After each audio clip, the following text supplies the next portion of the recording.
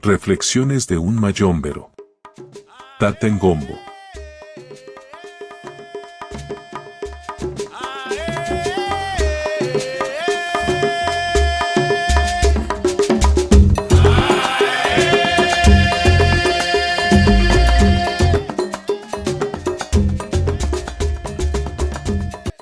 Las generaciones del mayombe.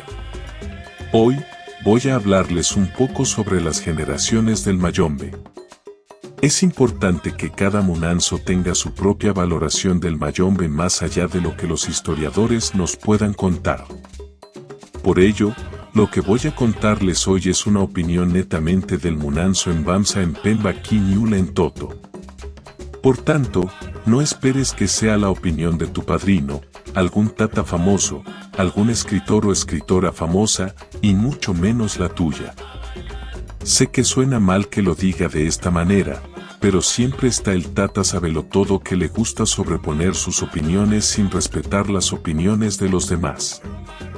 Ni siquiera terminan de escuchar el podcast y ya están allí prejuzgando, y no con argumentos, sino con un lenguaje grosero e infantil, como si ellos fuesen los reyes del mayombe, o como si ellos fuesen la Real Academia del Mayombe.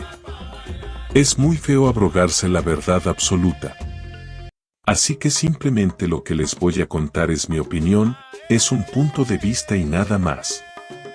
No representa la verdad absoluta, y tampoco buscamos que sea una verdad colectiva.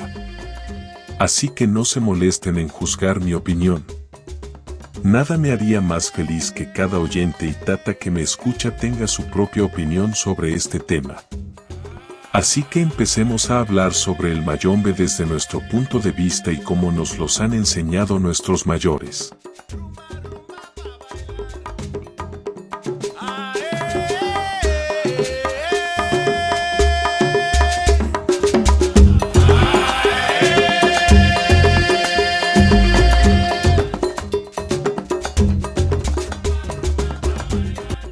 El mayombe desde sus inicios en Cuba hasta la actualidad ha pasado por 4 generaciones.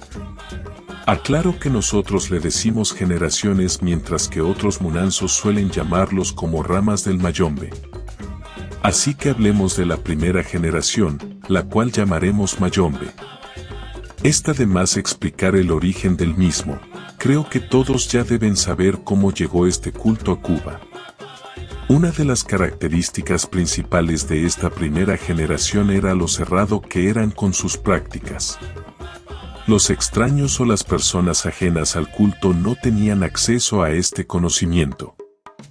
Eran extremadamente recelosos con sus prácticas y sus secretos. Otra de las características fundamentales era que solo rendían culto a sus ancestros, es decir, a su propia sangre, mas no a cualquier muerto. No todo muerto era valioso para ellos.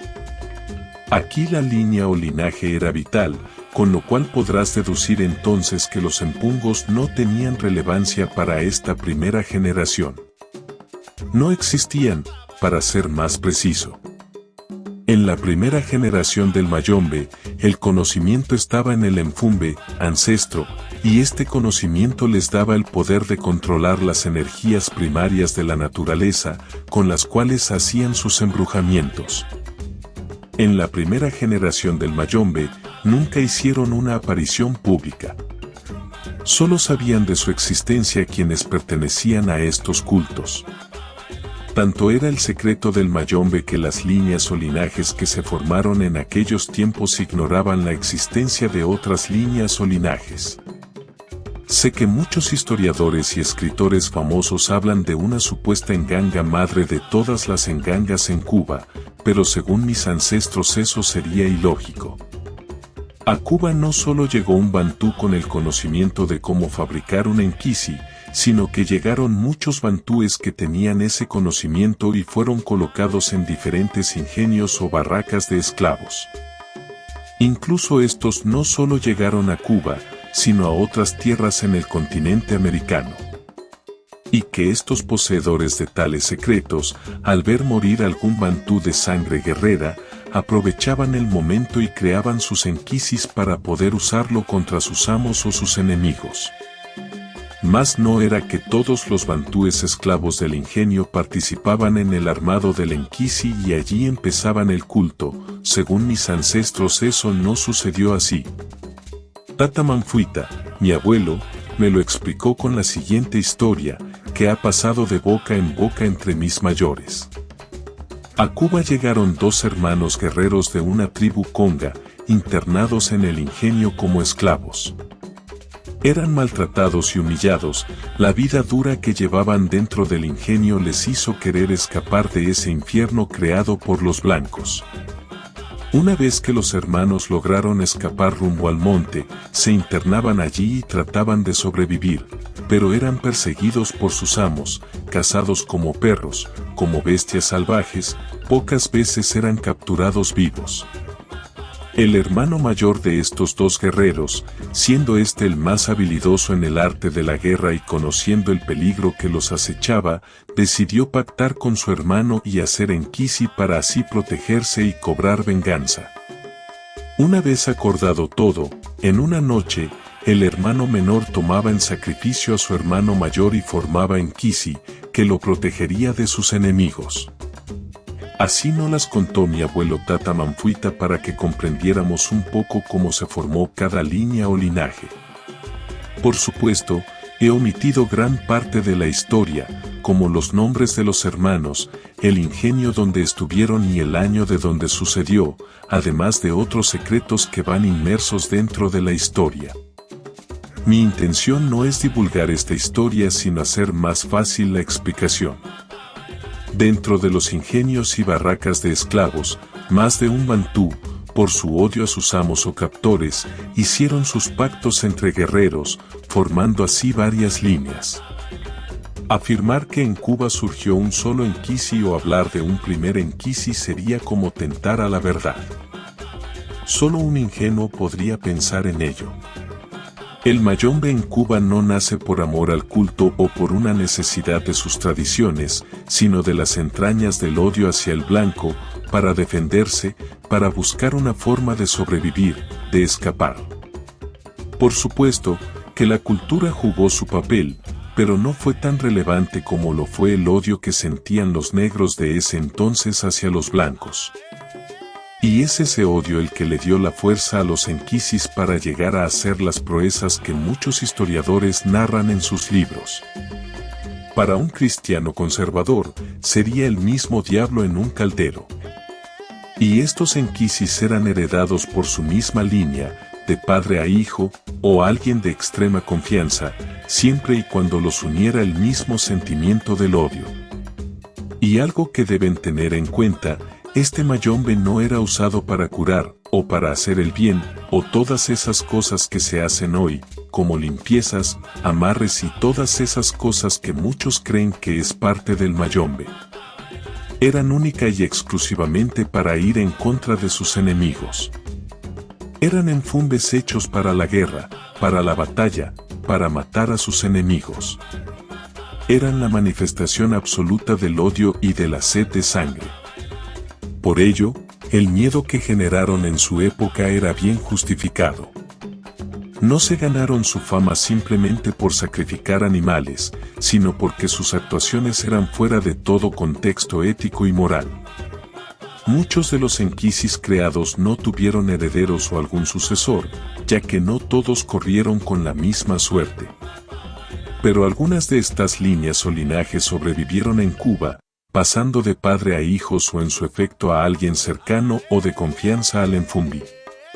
Esto es, en términos generales, la primera generación del mayombe. Por supuesto, hay otros detalles más que omití para no hacer tan larga y tediosa la grabación del podcast, pero ya deberían tener una vaga idea de cómo nosotros vemos el mayombe en su primera generación.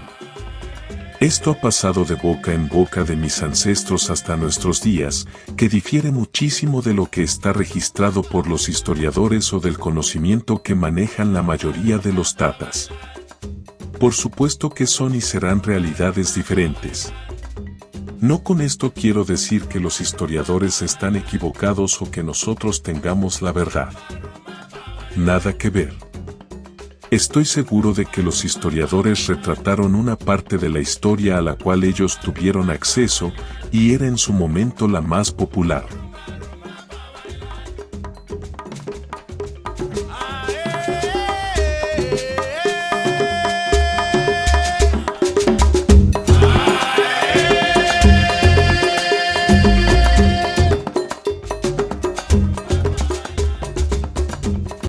Después de un tiempo, cuando la situación de vida mejora un poco y comienza a tejerse una cultura social entre todos los negros, surge la segunda generación del Mayombe.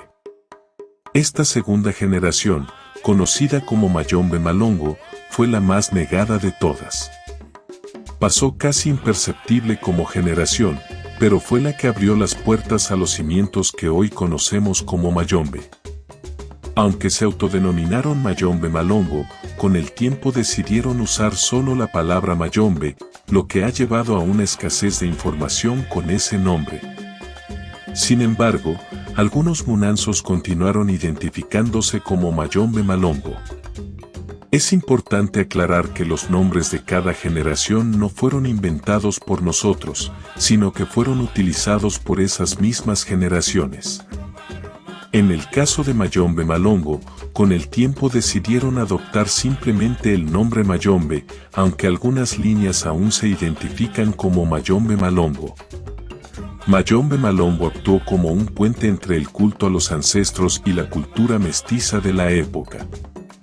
Aquí, la cultura tomó un papel preponderante junto a la realidad social de la isla. El mestizaje entre los bantú y los yorubas, así como la convivencia entre diferentes tribus, condujo a la evolución de la falta de una estructura mitológica del Mayombe, adaptándose a través del conocimiento de las prácticas yorubas. En esta generación, el odio ya no era una necesidad primaria, ingresando al plano de las tradiciones culturales y sociales. Es en esta etapa del Mayombe Malongo donde nace la filosofía o teología del culto a los empungos, dando origen a entidades como Siete Rayos en Sasi, Lucero Mundo, Tiembla Tierra, en Zambia, Mama Kalunga, entre otros. Aquí la cultura vuelve a tomar sus cauces, y el Mayombe deja de ser solo un culto a la personalidad para convertirse en un culto que adora tanto a los ancestros como a los empungos.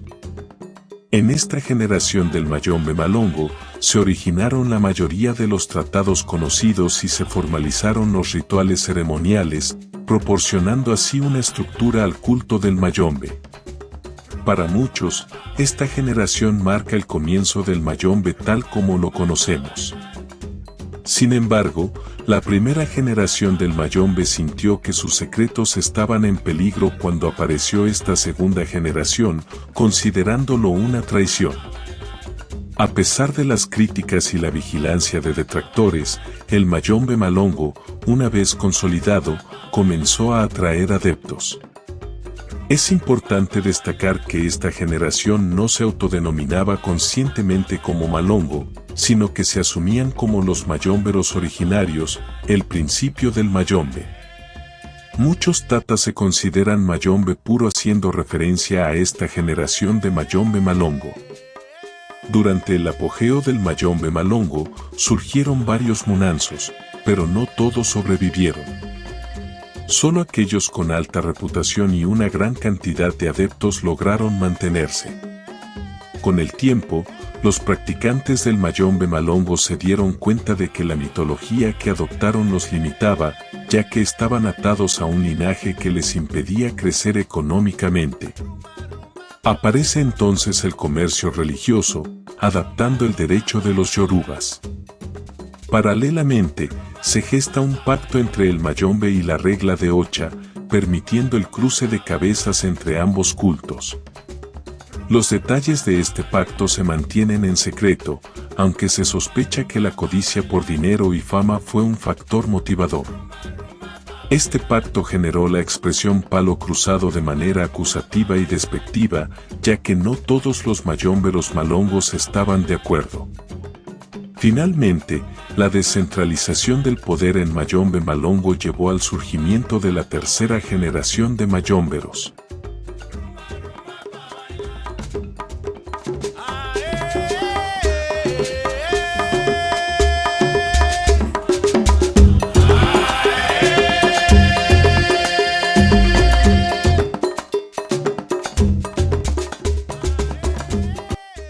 La tercera generación del mayombe son los mayombe Brillumba. El mayombe Brillumba logró unificar nuevamente el poder en un solo enquisi de fundamento. Imagino que sabrás cuál es, así es, el enquisi de fundamento de Sarabanda. No te confundas con el enquisi de fundamento de Sarabanda de los mayombe malongo, son muy diferentes. Aquí se formó un enquisi de fundamento madre, es decir, que de este único enquisi salieron todos los gajos de fundamento que existen en la actualidad. Esta primera Sarabanda madre estaba constituida con los secretos de todos los enquisis de fundamentos de los mayombes malongo. Así que el poseedor de este enquisi tenía el poder absoluto, ya que de este enquisi podía nacer un 7 rayos en Sasi, o un lucero mundo, o una mama calunga, o un centella en Doki.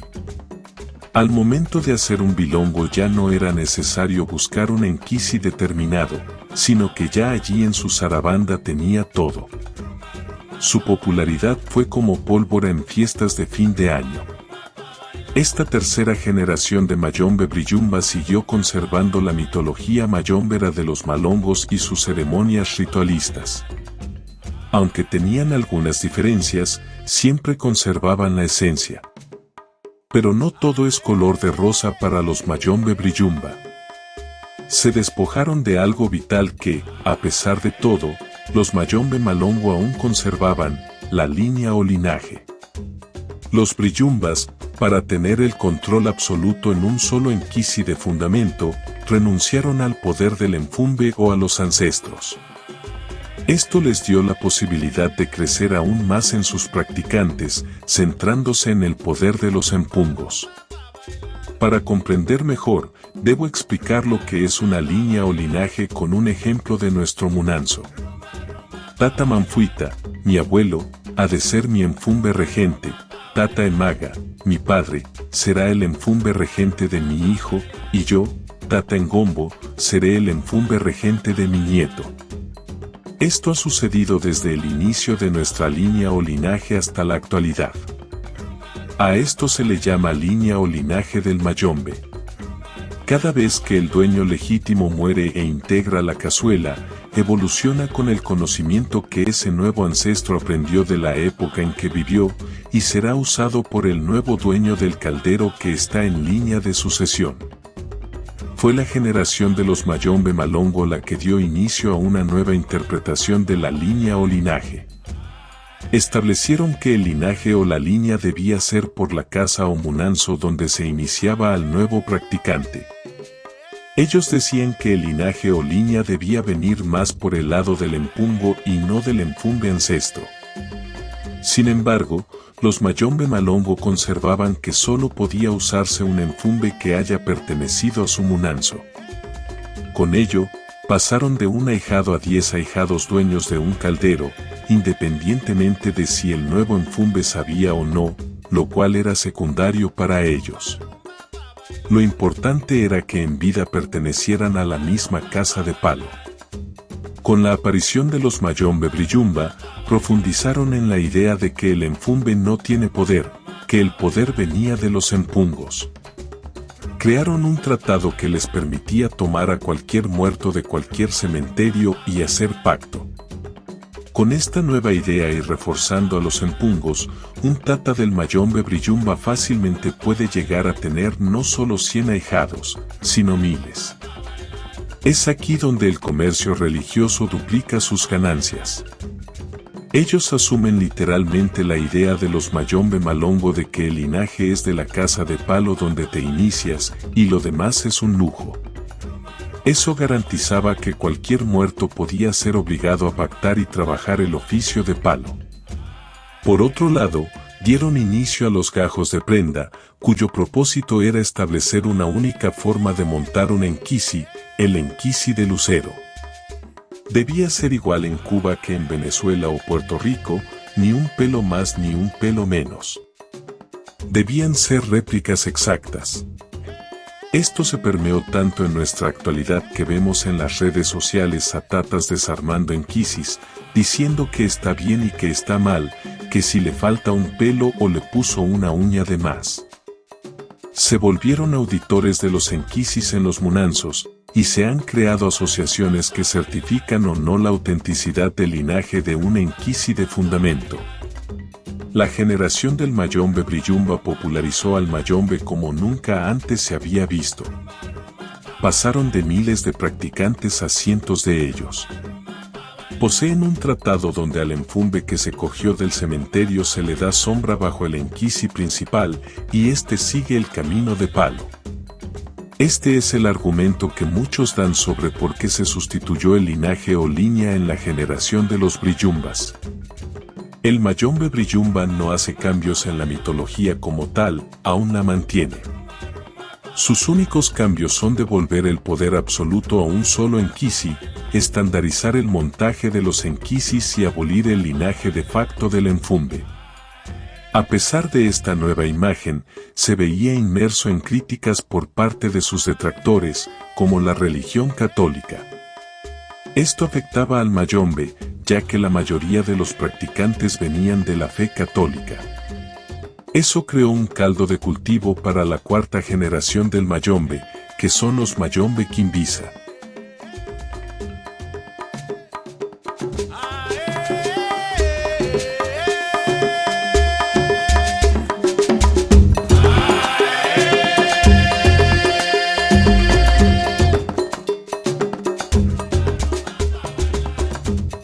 Esta última generación del Mayombe Quimbisa, a mi parecer, fue la más inteligente al momento de crearse. Por tanto, también fue la más odiada y calumniada de todas. Ellos realizaron un autoanálisis del Mayombe Brillumba y Mayombe Malongo, tomando lo mejor de ambas generaciones. Se percataron de que, incluso al seleccionar solo lo mejor de estas dos tradiciones, el poder obtenido no cumplía con sus expectativas. Por lo tanto, comenzaron a explorar otras corrientes, como el vudú haitiano, la masonería, la magia elemental de Salomón, el espiritismo, entre otras. Integraron lo mejor de cada una de estas corrientes al Mayombe Quimbisa, buscando flexibilizarlo y devolverle indirectamente el poder que había perdido. Los practicantes del Mayombe Quimbisa, sin duda y sin que se les quite autoridad, podían consultar con cartas, practicar la uromancia, leer las líneas de la mano, consultar con el tabaco o invocar espíritus para obtener información específica. Aunque esto podría considerarse inaceptable para algunos, dentro del quimbicero estaba permitido. Si algún tata de cualquier generación se atribuyese el legítimo poder de juzgar a los quimbiceros o a cualquier otra generación, debería juzgarse a sí mismo. La adaptación ha sido una constante en las diferentes generaciones del Mayombe, incluso desde sus inicios en el Congo. Cuando surge la generación del Mayombe Quimbisa, sus adeptos, en su mayoría, eran aleyos de la regla de Ocha y del espiritismo. Por ello, el dialecto predominante de los Quimbisa es mayormente de los yorubas, facilitando así el proceso de aprendizaje. Aunque cambiaron algunos elementos, como el uso del coco en lugar de los chamalongos para interpretaciones, se mantuvo la mitología inicial. Desde mi perspectiva, el Mayombe Quimbisa nació para aquellos que querían ser santeros pero también disfrutaban del Mayombe. Además, abrió las puertas a católicos indecisos, incorporando preceptos de la Iglesia Católica en sus reglas. La imagen del Mayombe Quimbisa abrazando el catolicismo lo ha convertido en la generación con más practicantes y adeptos en la actualidad, superando en número a las 3 primeras generaciones juntas. Aunque hubo detractores que consideraron la mezcla entre el Mayombe, los yorubas y el catolicismo como una aberración, el Quimbisa destapó las influencias católicas que ya existían en generaciones anteriores. En cuanto a la adaptación de los yorubas a la mitología mayombera, también conocida como sincretismo, es un aspecto importante que no se debe subestimar. Mayombe Quimbisa reveló la mezcla existente en el Mayombe y adaptó corrientes religiosas populares en su época, permitiendo que cualquier persona, independientemente de su creencia religiosa, pudiera iniciarse en el Mayombe. No obstante, tanto Brillumba como los Quimbizas mantienen la mitología creada por los Malongos, adaptándose al momento y sorteando las debilidades de sus antecesores. Cada generación tiene fortalezas y conocimientos valiosos, y ninguna debe subestimarse.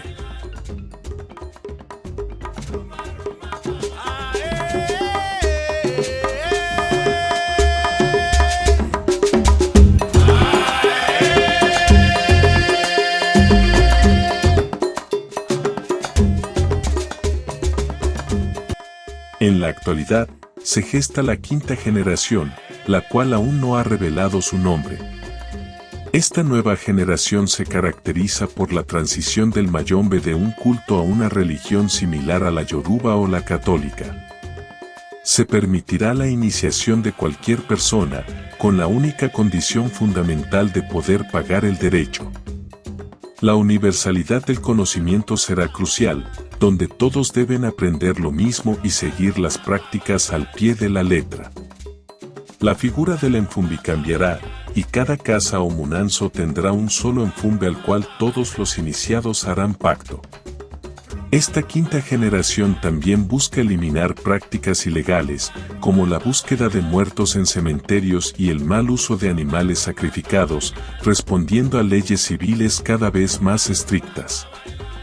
Es esencial tener en cuenta que esta opinión es personal y no representa la opinión de otros religiosos o escritores famosos.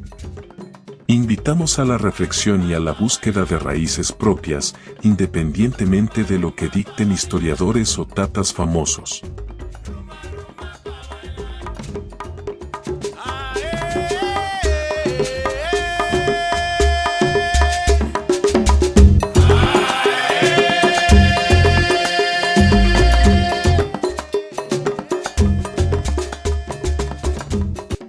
Esto es todo por hoy, continuaremos en un próximo podcast. Si ya eres un suscriptor nuestro, apóyanos con un me gusta o un comentario. Y si aún no te has suscrito, te invitamos a que te suscribas y así formes parte de una comunidad que está orgullosa de creer en los cultos afrocubanos. Nos vemos en el próximo podcast.